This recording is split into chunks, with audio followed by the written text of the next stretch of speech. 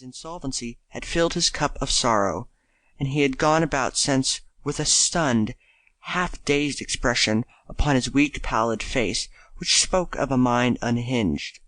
So complete had been his downfall that the family would have been reduced to absolute poverty were it not for a small legacy of 200 a year which both the children had received from one of their uncles upon their mother's side, who had amassed a fortune in Australia. By combining their incomes, and by taking a house in the quiet country district of Tamfield, some 14 miles from the great Midland city, they were still able to live with some approach to comfort. The change, however, was a bitter one to all.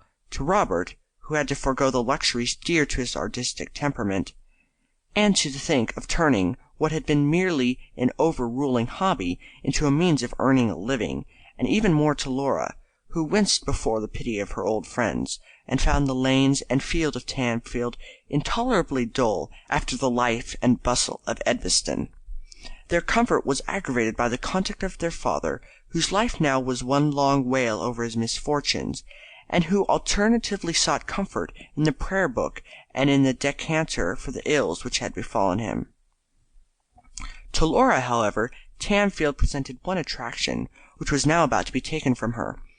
Their choice of the little country hamlet as their residence had been determined by the fact of their old friend, the Reverend John Spurling, having been nominated as the vicar. Hector Spurling, the elder son, 2 months Laura's senior, had been engaged to her for some years, and was indeed upon the point of marrying her when the sudden financial crash had disarranged their plans. A sub-lieutenant in the navy, he was home on leave at present, and hardly an evening passed without his making his way from the vicarage to Elmdene, where the McIntyres resided. To-day, however, a note had reached them to the effect that he had been suddenly ordered on duty, and that he must rejoin his ship at Portsmouth by the next evening. He would look in, were it but for half an hour, to bid them adieu. "Where's Hector?" asked Mr. McIntyre, blinking round from side to side. "He's not come, father.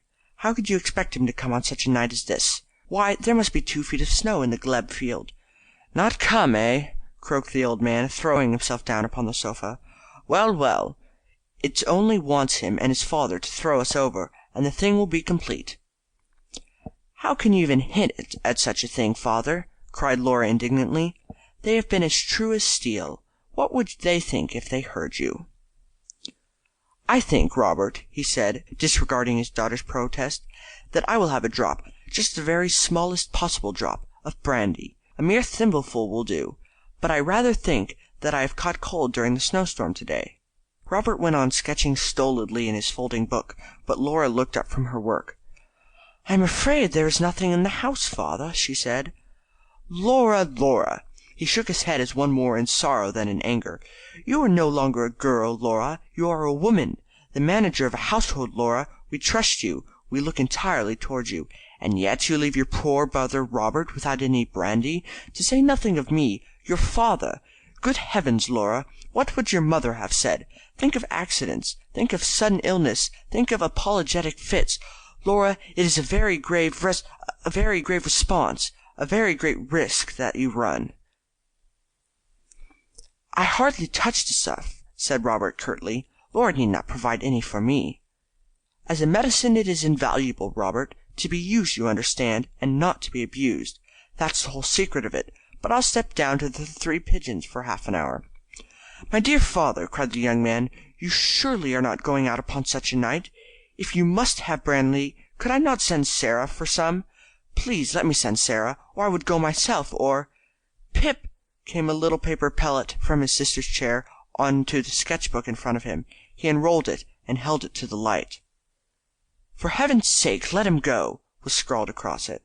"Well, in any case, wrap yourself up warm," he continued, laying bare his sudden change of front with a masculine clumsiness which horrified his sister. "Perhaps it is not as cold as it looks. You can't lose your way, that is one blessing, and it is not more than 100 yards." With many mumbles and grumbles at his daughter's want of foresight, old McIntyre struggled into his great coat and wrapped his scarf round his long thin throat. A sharp gust of cold wind made the lamps flicker as he threw open the hall door.